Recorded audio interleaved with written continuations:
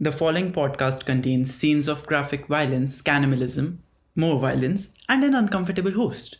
Viewers' discretion is advised. And one of the 11 souls in my head has been trying to convince me to do the entire podcast in Spanish, but I was not convinced, and it's 1:30 in the morning because the debate was long.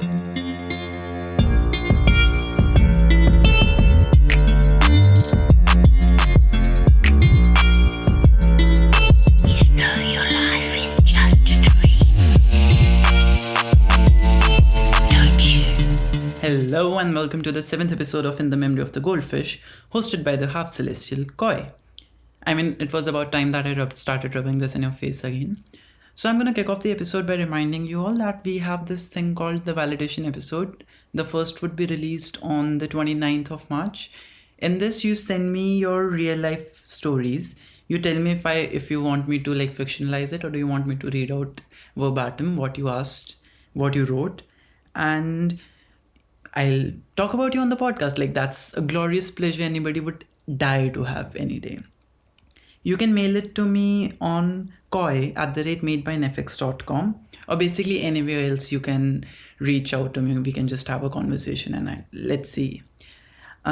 Second, I so totally want to talk about my own life, but I won't, because we have a structure here and I'm a nice person. And while I was writing down everything, I realized that talking about my own life will make more sense if I do it the second time, because I'll be able to. It's just an intelligence charade. I'm sure I will do very good. So we're gonna dive right into the fishy news.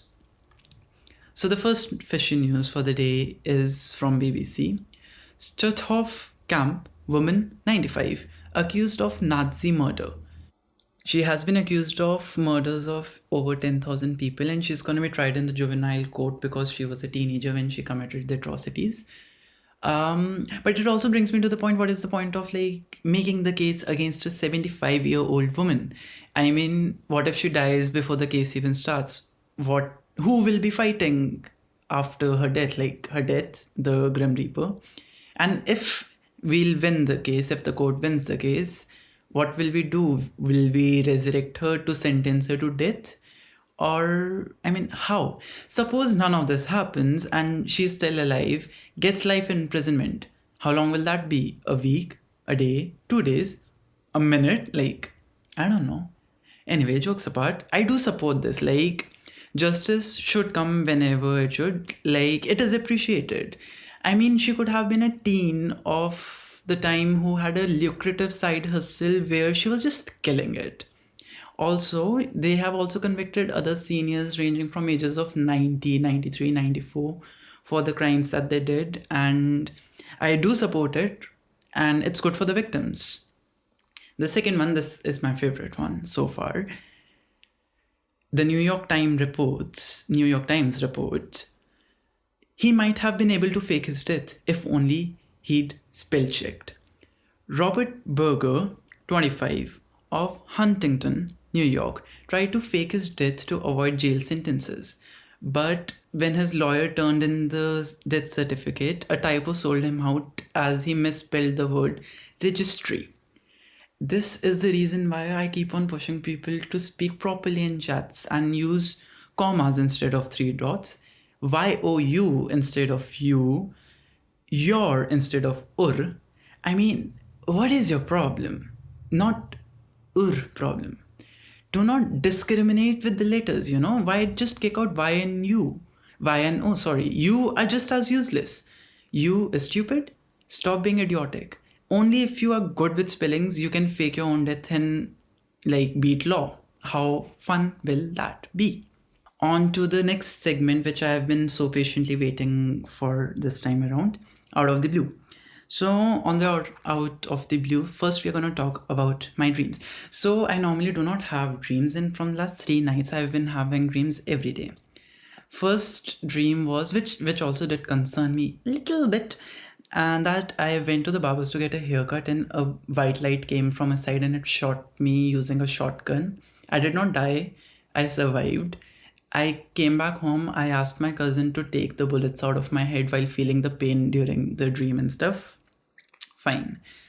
The second dream for the next night was that I had gone on a school field trip with my college mates, and the bus driver on our way back was a bread loaf, which was controlled by a poltergeist. So that was also a fun dream. And like today's or yesterday's, whatever, like the most recent one was that me and my family decided to buy a multi-story castle near like a freeway or highway, and it had like bathrooms like how they were in Hogwarts. It had like, it was, I remember the bathrooms vividly because in the dream I was in love with the bathrooms. I decided to live there. The kitchen was on the top floor. There was cows and kettles, and like, everything that you can imagine, goats, sheep, cows inside the castle in one of the floors, and it had like big windows. It was a little rundown, but it was beautiful.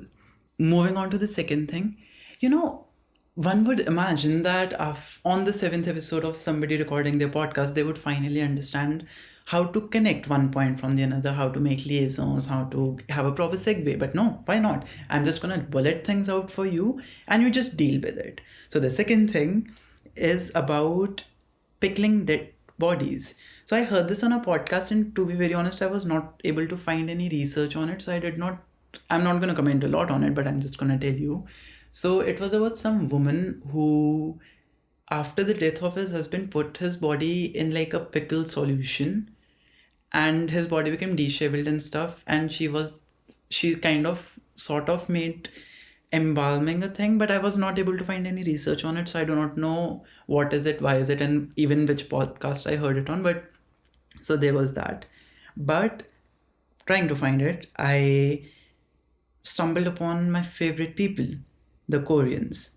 I love them and their embalming methods. And, so the Koreans after 2000s, they like started to cremate their dead bodies more than bury them because of the like land. I do not know what they call it. There's like some specific word for it, that people to land ratio is less. So it's not very healthy for the country to bury dead bodies. So they started cremating them. Now, they came up with the idea of turning the dead ones into beads. This was a method which was supposed to replace the creepy urns, and rather than keeping urns, they would make beads out of the dead people.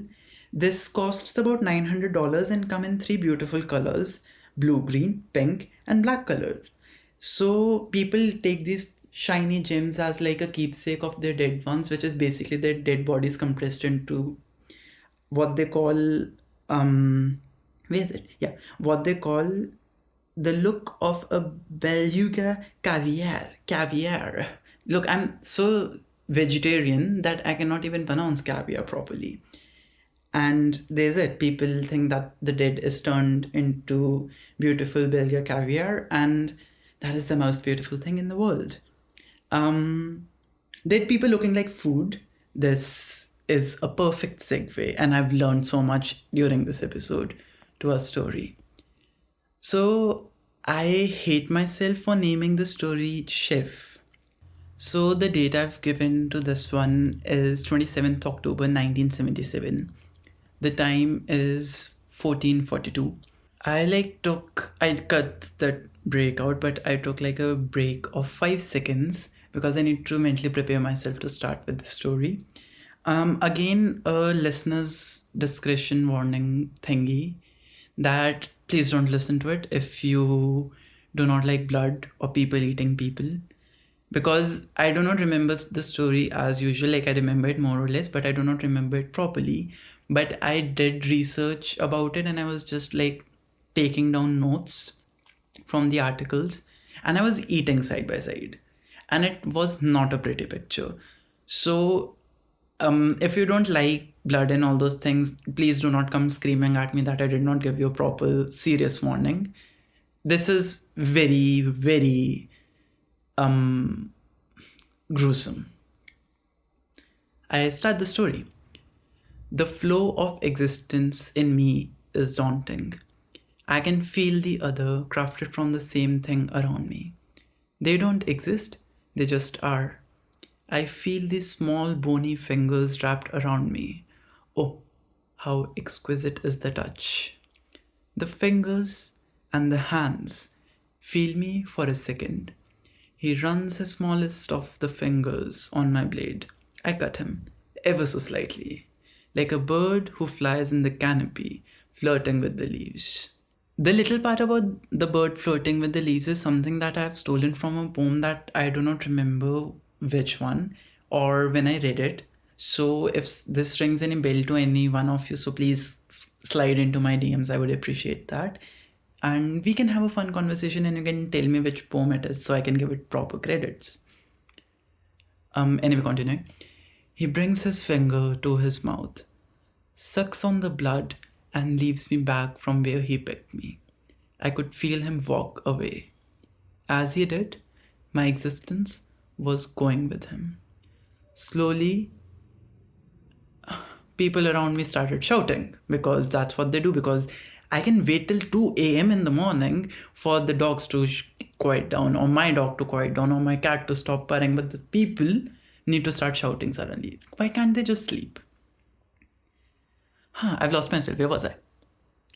Yes, I was at. Slowly, I could no longer feel as if I had a purpose. The words which I had inherited were slowly vanishing. The sensation of the bright red and the black of my handle felt slipping away. And then suddenly, I heard him smile. The next thing I knew, he had picked me up, placed me among all the other things he felt he could own. He was bearing me in his left hand individually. Everything else was packed up. He reached his car, a black colored oddity it was. He threw the other stuff in the bag. All those things didn't care. They didn't know any better. Hello, he said. I am Koi, and I'm grateful to the universe that I can finally have someone like you. We are gonna have so much fun together. I love you already. He said this as he carefully held me from both sides. I have written roasted me around, but it is supposed to be rotating me around, analyzing the little details of me. He carefully placed me on the seat beside him, wrapped around me a strap and said, "Safety first." I was sleeping into the fabric under me when the noise of his vehicle came to a sudden halt. He went out first with all the things in a rattling bag. In a few minutes, he came back for me. He removed the straps and picked me up. He carried me inside, wrapped me in his arms. He placed me on an empty shelf and left me there. I wanted to taste his blood again. I wanted him to touch me again and again and again. I could hear him shouting and crying as he was speaking to something on his phone. I couldn't understand their discourse, of course. It wasn't in the words he used to talk to me in with. What? He used to talk to me in bed. So basically it was not in the words that the knife could understand. So the first timeline that I've given is 27th October 1977, and the second I have written is 10th June 1982. So the knife continues to narrate his beautiful tale. I still remember the beautiful day that he found me. When he became also angry, he came into the kitchen, threw his hands into the box of water, and took out a bigger fish than his hands. I love how judgmental this knife is. I've been not wanting to really comment on the story while I was reading it because I know what kind of gruesome shit is gonna happen, because I did the major... Normally when okay, this is a huge segue. Normally when I do my stories, I read the story first, then I pause the recording. I go to the research, start researching, make notes, and then do my jam. But today I decided to do it otherwise, and now I'm like, oh my god, no. But yes, you guys signed up for this, so bear with it. And judgmental, beautiful knife. Last time I'll left it as like the guy Koi took out a bigger fish from his aquarium, a fish bigger than his own hands. Continuing, his thumbs and middle finger dug right into its gills. The fish was fidgeting and calming down at the same time, it felt. He threw it on the countertop. He grabbed me using his right hand and bashed me in. I felt awfully close to his fingers but didn't quite touch them. I didn't know if this was his precision. All I knew that there was a thrill there for me.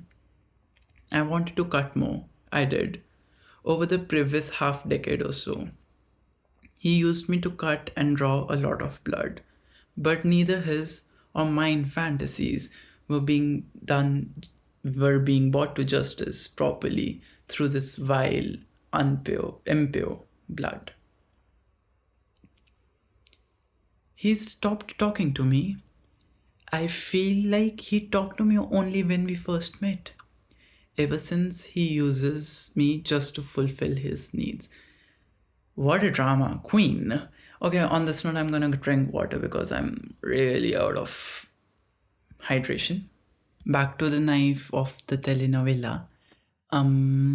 So the Koi, being a bastard, he uses the knife just to fulfill his needs. I mean, the knife is not an object. He has emotions, he has feelings. Bloody crapazoid. Continuing, every night, he calls some woman of his dreams, one who does not look like him at all. He brings them over and does things I do not understand. By the end, which is usually near the midnight, he comes to me, picks me up, puts me on the counter, takes out the gun, who is just as eager as me to taste something beautiful, and goes to the girl. He is a wuss, the gun always says. He just freezes when it is the right time. He can't satiate himself, nor us. What a disgrace. Today, however, it felt as if Koi was a little different. Today around noon, he came and took the gun out and licked it. He said to it that it's a beautiful day today. He even rubbed the littlest of his fingers on my blade to give me his taste. I and gun were jovial. Tonight, he was even wearing his clean white shirt. He never wore that. I mean, a single man living in some place cannot have clean white shirts. It's just against the rules of nature. I don't think it is the usual guests. When she came, he was overjoyed, as usual. They had food. They studied. While she was writing some things down, Koi came running, opened the drawer, and took gun. He went awfully close to her and pointed the gun at her. I could hear guns and Koi's heavy breathing, and bam! The moment we've been waiting for. Koi pulls the trigger. It is all up to gun now. Bam! And nothing happens. The gun ceased. It misfired. Koi was visibly disturbed by this. He tucked the gun away. The night went as promised. I was enraged. Koi came to the kitchen and said, "Don't worry, it won't happen again." He took a deep breath in and made a yawn. I was hungry. Made a yawn does not make sense. Wow. Yeah, I don't know. Made a yawn. I don't know what possessed me to write that. He picked up the phone and called someone. There was a dedication in his knife that was exciting me. In brackets, I've written, the knife basically had a boner at this point. Imagine your knife having a boner each time that you hold it. You're stroking the boner while... Okay, wow. So, where am I? Yeah, so knife with a boner. Continuing. I was going through my notes and I realized that I need more of your help. Yes. Well, I was thinking tomorrow. Yes, I understand. I would really appreciate if we can do it tomorrow. I mean, it won't take long, I swear. Yes, I would just need you to record a poem. No, it's not very long. Yes, same time. All right, perfect. Thank you so much. Koi puts down the receiver. The next timestamp is 11th June 1982, which is just one day after the previous night. She's here. They talked for a bit. He gave the paper on which he had enladen the words. He put the recorder in front of her, guided her to the table, came back to grab gun. My heart was beating fast. There was so much tension, you could cut it with a knife. And knife cracking knife puns, like that's the most interesting thing that I've ever seen in my entire life. I'm so talented, I cannot even. How can anybody be born so talented? We were at tension, the tension being cut by the knife. He took a step forward, and he stopped. You spineless maggot, go, I said. He turned and whispered. I cannot leave you here, he said to me, and picked me up and tucked me in his pants. He walked towards her. I was getting warmer. Bam! The gun fired. It happened. And I felt Koi's heartbeat rising. It was rising. It got a little too fast, and I felt his legs weak and he collapsed. In capitals, the spineless idiot fainted. I do not know how long he remained like that, but when he came to, he started to shake and tremble. He couldn't see the blood. He couldn't bear the look of the blood. He picked up his phone and was about to dial for the ambulance. No, you idiot. This is your decades-old desire. Now is your time. Call on the ambulance when you have tasted her. Yes. Yes, you're right. I was surprised that he could hear me now. He ripped her shirt, placed his hand on her left breast, made it point up, picked me up, how he did when he was cutting the fish that day. He poked me in and it was bliss. Oh, it was so sweet. So that's the end of the story called Chef. And anybody who's a chef and listens to this podcast, I'm sorry, honey, you need to change your profession. I've scarred you. I know I've scarred you. Going to the real life inspiration behind this. So it's a Japanese man called Issei Sagawa. And I'm gonna be using a quote from an article that I read verbatim. So do not say that I plagiarized it, because yes, I did. That's why I'm quoting it. Well, the tale of Issei Sagawa is a long and twisted one. It all began with a dream. I love how they've portrayed this person. So, as I said, Issei Sagawa is the protagonist of the story. And he is the person who ate a woman and got away with it and plans to eat again, of course. Anyway, back to his dreams and a little insight into Sagawa. Imagine a premature child. He grew up as a very skinny person and he was barely 5 feet. He obviously recognized this and even called himself weak, ugly, and a small man. Although some of the articles that I read said that this started with a dream wherein him and his brothers were being boiled in a pot to be eaten. So, like every normal human being, he thought how fun it would be for him to eat somebody else. Whereas some others said that his first urge was when he was in first grade and he saw like a classmate's thigh and thought, that looks delicious. This is actually something he quoted in his own Vice interview. He has given a lot of interviews. You can look him up. You'd want to die. So throughout his life, he obviously had a lot of desires. He had this fetish of eating people. He was enrolled in Wako University in Tokyo.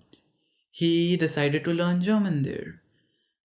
Another fun thing about Mr. Issei is that he considered tall blonde women, especially the European women, as the perfect women.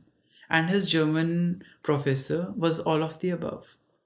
He obviously developed feelings for her because she was like literally everything that he has ever dreamed of. So one fine day, he followed her home and climbed into her apartment. He did not really plan any of those things out, and he found her sleeping, and he found a umbrella near her bed. He picked up the umbrella and thought that the umbrella can be used to stab her. So he picked it up. I believe he made some noise or something. So the woman basically woke up and she started to scream because that's what normal people do when they see a man with an umbrella trying to kill them. Some articles I read yet again said that he just fled the scene. The others said that the woman was of strong stature and she held him down and called the authorities on him. You go, girl, you rock the world. So after this like breaking and entering incident, no matter if he was called by the police or whatever, but we know it for a fact that Sagawa went to see a psychiatrist and started to talk about everything as one should in therapy. The psychiatrist saw him as a danger to the society as he had already acted on his fantasies, so they were not really fantasies as such anymore. He did possess the like capacity to create them into like real life situations. So the psychiatrist proceeded to categorize Sagawa as like highly dangerous. Now enters the picture Sagawa's father, who is a wealthy politician. He constructed a cover up for all this and sent Sagawa to France, where he would find a lot, like a plethora of tall European blonde women.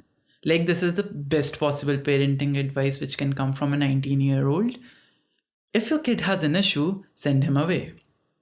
Now, let's forget about Issei for one fine second, and now we are in France. So here there's a beautiful 25-year-old Dutch woman with arms with smoothest skins. Oh my god, I cannot believe I said that. She was studying PhD in French literature at Sorbonne, Paris. She was reached out by a meek-looking and harmless man who was offering her a pretty penny to teach him German as his private tutor. She was beautiful, she was intelligent, she was young, and the boy that she was giving tuitions to asked her out. However, she was also very polite and intelligent and asked him that they should keep it either professional or like maintain the friendship that they have because she valued the friendship, right? Okay, 1 second, am I still recording the podcast? Wait. Yes, it's still getting recorded. I got scared for a second that I did not turn on the recording button. No. Okay, where was I? So yeah, but the guy that who developed a crush on her, this meek looking man, he was nice, he was considerate, believed in consent. So it's nice. They were fine. They just went to galleries, art galleries, discovered art, and had dinners very often. Now, we know about this 25-year-old Dutch woman. Back to Sagawa, he also happens to study in Sorbonne, Paris, where every woman is basically a woman of his type. He confesses in his interviews that every night for almost 5 years he called in prostitutes and tried to shoot them, but he was never quite able to. Then there was like a college mate of his, like a university something. I do not know what the word would be for it. Renee Hartwilt, who was a Dutch woman, who he also asked to teach him German for a pretty penny because his father was rather rich and he could pay anybody anything.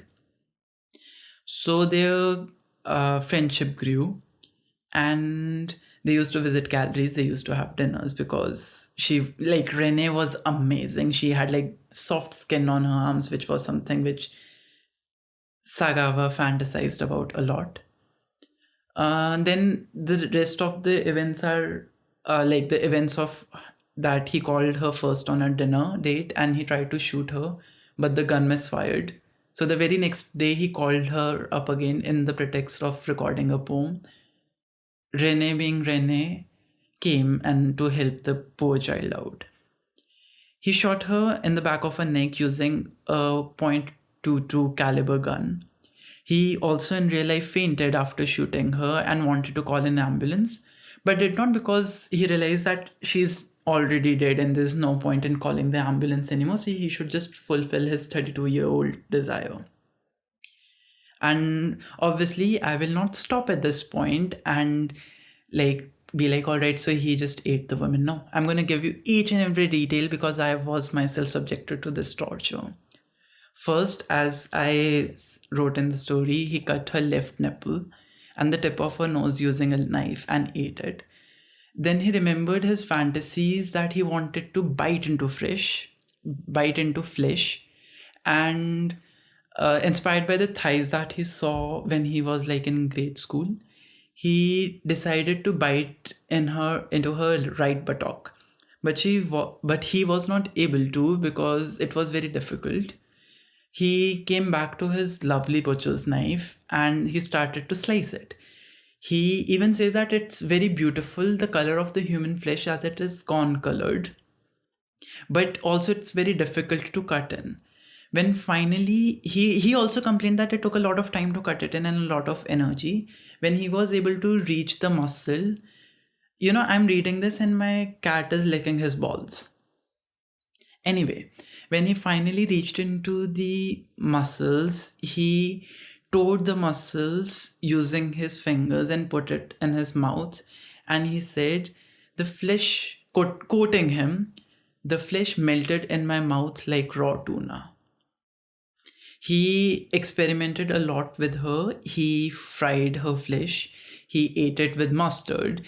He even sexually assaulted her, listening to the poem that she recorded just before she died as he was doing it. He ate her through the night. He saved the delicacy of her arms for the morning. He said that he cut her finally using a hatchet, and he took her decapitated head in his hands, looked at it, and remarked to himself that, quotations, I am a cannibal. I mean, it's an epiphany that he had, that he is a cannibal after fucking eating the girl. So after this, he did a lot of things to pack her up and to clean the crime scene. The neighbors saw him, they reported him. He knew that he got reported and he ran back to his house to savor as much as he can before he was caught. I mean, I really want to punch my own face and to be reading everything this way, but this guy actually exists, and that's the saddest part. So the French police came at his house with a search warrant. They found pieces of Renee in the freezer.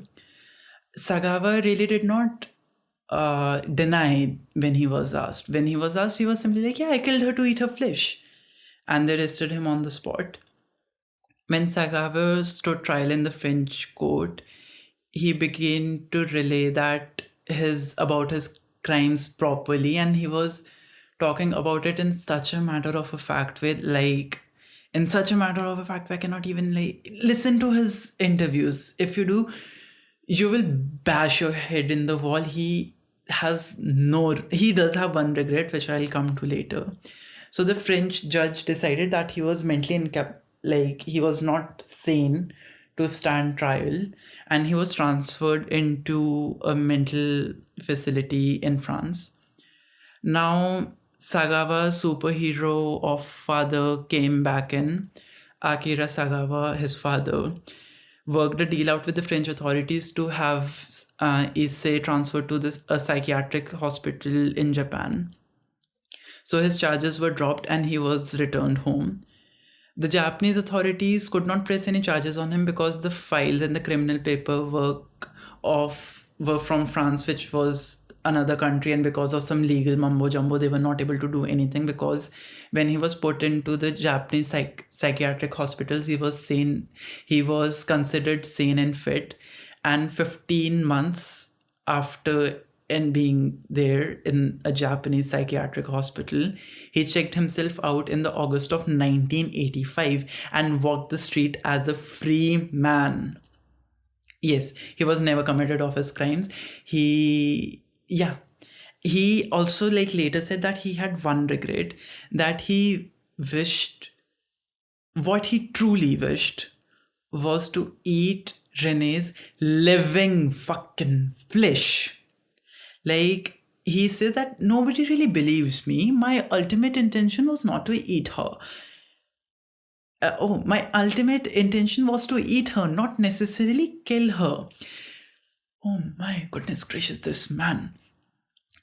He also, during his interview with Vice, he was talking to a reporter. He looks him in the eye and he says, I'd like to eat flesh once before I die again, because he wants to savor the moment again, and preferably this time not kill the person who he is eating. He says this in front of another living fucking human being. And you really cannot judge Issei with any of these things. Sagawa is not somebody who was restricted by his deeds. He became a restaurant reviewer. He wrote about food taste and food.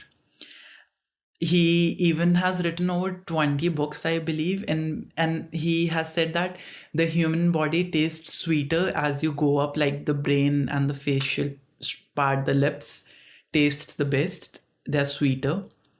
And he became a magazine columnist, a television commentator, and even a porn star, if you want to look into something like that. I did not. I read it on an article and I'm telling you as is.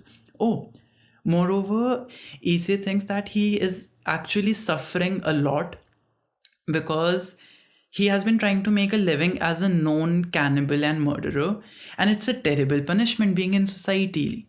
I mean, the social stigma is so suffocating, he has not been able to do a proper job other than writing poems and trying to get his books published, which most of the publishing firms did not because they were intelligent people.